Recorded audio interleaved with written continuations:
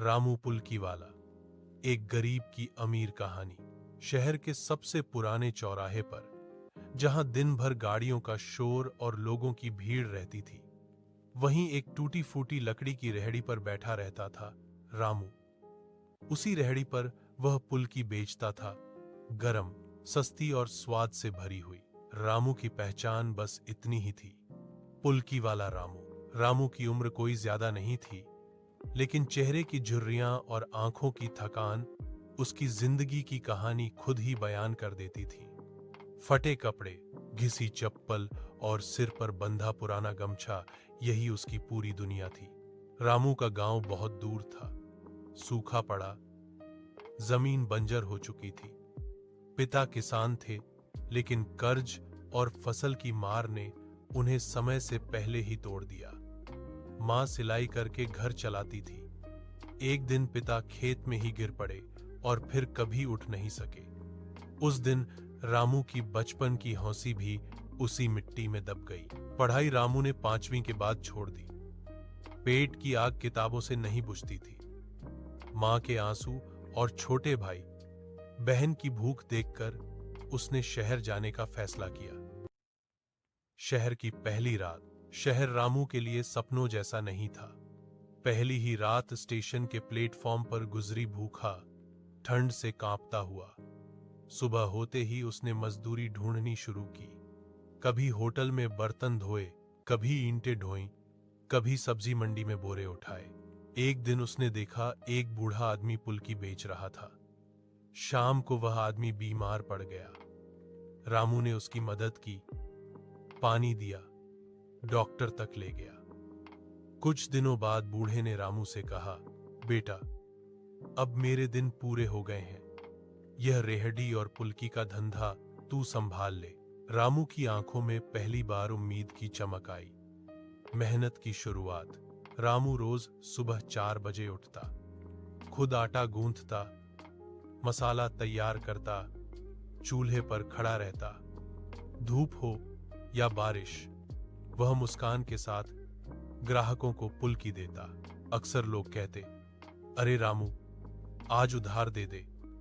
रामू मना नहीं कर पाता। उसे लगता था आज वो गरीब है, कल शायद नहीं। लेकिन हर दिन ऐसा नहीं था। कई बार पुलिस रेहड़ी हटा देती, कई बार बड़े दुकानदार उसे भगा देते। फिर भी रामू हार नहीं मानता।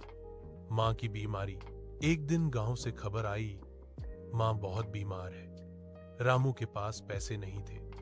उसने अपनी रेहड़ी तक गिरवी रख दी, लेकिन इलाज पूरा नहीं हो पाया। मां की आखिरी बात आज भी उसके कानों में गूंजती थी, बेटा, ईमानदारी मत छोड़ना, भूखा रह लेना, लेकिन गलत मत करना। मां के जाने के बाद रामू और भी चुप हो गया, लेकिन उसकी मेहनत दोगुनी हो गई। इंसानियत की जीत। एक शाम एक अमीर आदमी अपनी गाड़ी से उतरा और पुलकी खाने लगा। खाते खाते उसका बटुआ गिर गया।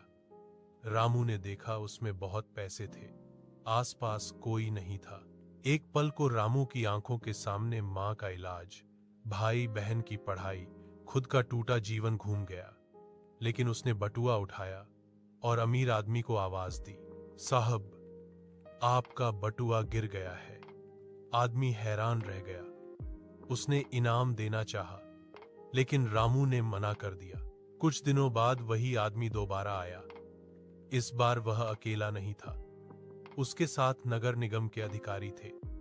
रामू को डर लगा, अब क्या गलती हो गई, लेकिन अधिकारी ने कहा, तुम्हें स्थायी जगह दी जा रही है, अब तुम्हारी रेहड़ी नहीं हटेगी। वह अमीर आदमी एक सामाजिक संस्था चलाता था। नई पहचान। धीरे धीरे रामू की पुलकी मशहूर होने लगी। लोग दूर दूर से आने लगे। अखबार में उसकी कहानी छपी, ईमानदारी का स्वाद, रामू की पुलकी। रामू ने सबसे पहले अपने भाई बहन को शहर बुलाया, उन्हें स्कूल में दाखिला दिलाया। आज भी वह खुद वही पुराने कपड़े पहनता था, लेकिन उसकी आंखों में अब सुकून था। अंत नहीं, शुरुआत। आज भी रामू उसी चौराहे पर बैठता है। रेहड़ी नई है, लेकिन दिल वही पुराना। जब कोई गरीब बच्चा उसके पास खड़ा होकर पुलकी को देखता है, तो रामू मुस्कुराकर कहता है, खा ले बेटा, पैसे बाद में दे देना। क्योंकि रामू जानता है गरीबी पैसों की नहीं होती, गरीबी उम्मीद के मर जाने से होती है। और रामू ने अपनी उम्मीद को कभी मरने नहीं दिया।